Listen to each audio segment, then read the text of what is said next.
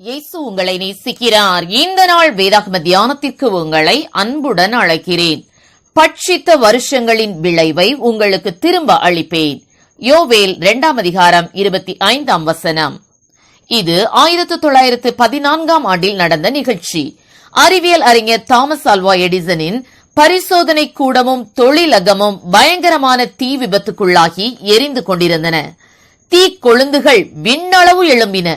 தன் கனவுகள் எல்லாம் அந்த தீ ஜுவாலையில் சாம்பலாவதை பார்த்தபடி எடிசன் அப்படியே நின்றுவிட்டார். அவருக்கு பக்கத்தில் நின்றிருந்த அவருடைய மகன் பயங்கர தீ விபத்தை பார்த்து ஒடுங்கி போய்விட்டான். வயது முதிர்ந்த எடிசன் இளைஞனான தன் மகனை பார்த்து இவ்வாறு சொன்னார்: என்ன பார்த்து கொண்டிருக்கிறாய்? போ, உன் அம்மாவை அழைத்து வா. வாழ்க்கையில் இப்படி ஒரு காட்சி இனிமேல் எப்போதும் கிடைக்காது என்றார்.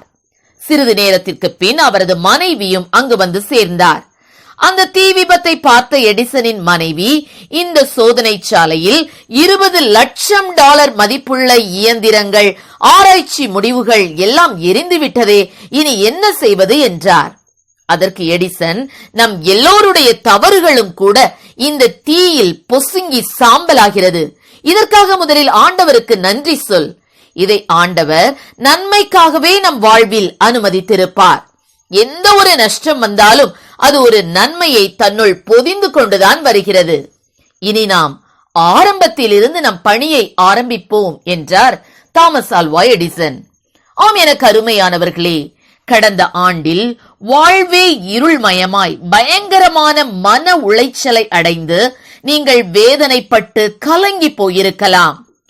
பட்சித்த வருஷங்களின் விளைவை உங்களுக்கு திரும்ப அளிப்பேன் என்ற வாக்குத்தத்த வசனத்தை கேட்பதால் அல்ல, அதை உறுதியாய் பிடித்துக் கொண்டு விசுவாசத்தோடு விடாப்பிடியாய் ஜெபிக்கும் போது உங்கள் வாழ்வில் கடந்த ஆண்டில் உங்களை விட்டு சென்ற ஆசீர்வாதத்தின் பலனை பெற்றுக் கொள்ளும்படியாக தேவன் அவைகளை திரும்ப கொடுப்பார். ஏன் தேவன் என்னுடைய வாழ்வில் இப்படிப்பட்ட காரியங்களை அனுமதித்தார் என மனம் சோர்ந்து போன நிலையில் நீங்கள் இருந்திருக்கலாம்.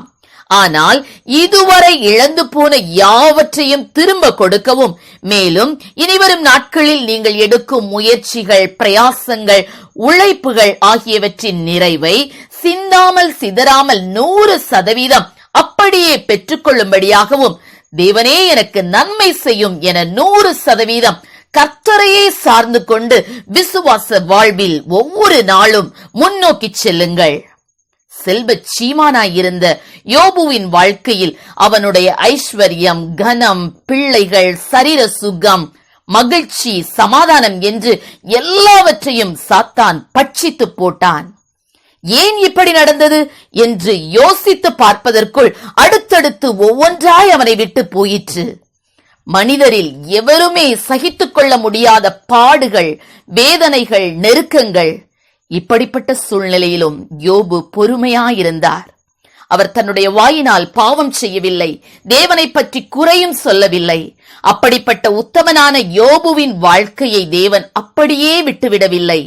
வேதம் கூறுகிறது, கர்த்தருடைய செயலின் முடிவையும் கண்டிருக்கிறீர்கள், கர்த்தர் மிகுந்த உருக்கமும் இரக்கமும் உள்ளவராயிருக்கிறாரே என்று.